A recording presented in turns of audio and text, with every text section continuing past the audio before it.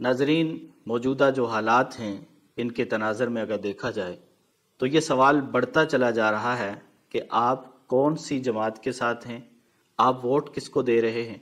اور پھر یہ سوال اس قدر بڑھتا ہے کہ جو آدمی اس کا جواب نہیں بھی دینا چاہتا، سوال کرنے والے یہ چاہتے ہیں کہ اس سے بھی کوئی نہ کوئی جواب ضرور لیا جائے۔ اور سیاسی طور پر جو ہمارے ملک کی سیاست ہے، ہم اتنے انتشار اور افتراق کا شکار ہیں کہ ایک پارٹی دوسری پارٹی کو، ایک جماعت دوسری جماعت کو، ایک شخص دوسرے شخص کو برداشت نہیں کر رہا۔ اور جب ہم کسی سے محبت کرتے ہیں، کسی پارٹی کے قریب ہوتے ہیں، کسی جماعت میں شامل ہوتے ہیں، تو اس کی شان میں اتنے قصیدے پڑھتے ہیں، اتنے مبالغے کرتے ہیں، اور جب اسی کے خلاف ہوتے ہیں تو پھر اس پہ الزامات بھی لگاتے ہیں اور بہت ساری باتیں بھی کرتے ہیں۔ اسلام جو ہماری رہنمائی کرتا ہے کہ ہمارا رویہ محبت و نفرت میں کیسا ہونا چاہیے، حضرت علی رضی اللہ تعالی عنہ سے مروی ہے، اور بعض محدثین نے اس کو نبی کریم صلی اللہ علیہ وسلم کی طرف بھی منسوب کیا ہے کہ احبب حبیبک ہو نما، آپ اپنے محبوب سے، اپنے پسندیدہ شخص سے، اپنی پسندیدہ چیز سے جب محبت کرنے لگیں تو ہو نما، ایک حد میں رہتے ہوئے، لمیٹڈ ہو کر اس سے محبت کیجیے۔ عسیٰ ان یکون بغیضک یوما ما، ممکن ہے کہ کسی دن آپ کو اس سے نفرت ہو جائے، تو آپ اتنی حد سے بڑھ کر مبالغہ آرائی کی حد تک محبت نہ کریں کہ جب نفرت ہو تو پھر وہ نفرت بھی حد سے بڑھ جائے۔ وَأَبْغِضْ بَغِيضَكَ هَوْنًا مَا، اور فرمایا کہ اپنے مبغوض سے، جس سے آپ کو نفرت ہے، ایک حد میں رہتے ہوئے نفرت کیجیے۔ آپ کی زبان اس کے بارے میں نفرت کے الفاظ بول رہی ہے تو حد میں رہتے ہوئے وہ نفرت کے الفاظ ہونے چاہیے۔ آپ کسی سے نفرت کر رہے ہیں تو وہ بھی ایک حد میں رہ کر نفرت کرنا۔ عسیٰ ان یکون حبیبک یوما ما، ممکن ہے کہ وہ کسی دن آپ کا محبوب بنے اور پھر آپ کو اس کی جائز تعریف کرتے ہوئے بھی پریشانی کا سامنا کرنا پڑ جائے۔ اس لیے جب آپ کسی جماعت کے ساتھ ہیں، کسی پارٹی کے ساتھ ہیں، تو آپ حقیقت کے تقاضوں کو مد نظر رکھتے ہوئے اس کے ساتھ محبت کا اظہار کریں، اس کا ساتھ دیں، اور جب کسی کے خلاف ہیں تو پھر بھی الزامات اور تہمتیں نہیں بلکہ حقیقت کو سامنے رکھتے ہوئے اس کے مخالفت کریں یا اس کے خلاف کوئی بات کریں۔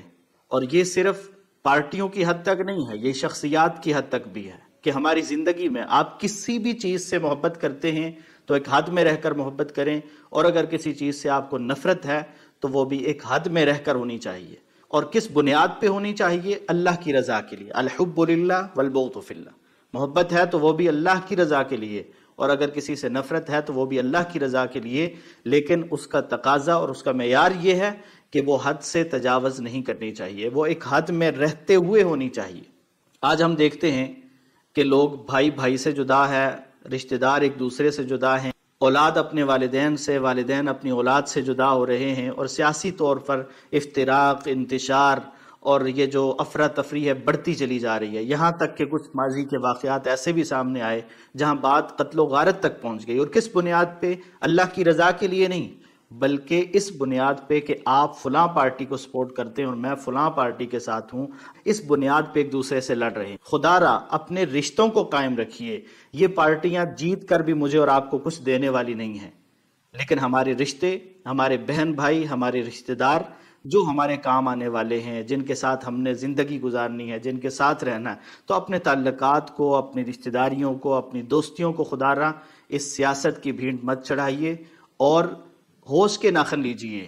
کہ کل یہی پارٹیاں جب جیت کے اقتدار میں آئیں گی تو ہمارا کچھ بھی نہیں ہوگا، لیکن ہمارے رشتہ دار ہوں گے، ہمارے بھائی ہوں گے، ہمارے دوست ہوں گے، ہمارے قریبی ہوں گے، ہمارے پڑوسی ہوں گے، جو ہمارے کام آنے والے ہوں گے، جو ہماری خوشی اور غمی میں شریک ہوں گے، ورنہ یہ لوگ تو جیتنے کے بعد غائب ہوں گے اور پھر ہمیں 5 سال کے بعد دوبارہ نظر آئیں گے۔ تو اس لیے اپنی رشتہ داریوں کو بچا کے رکھیے،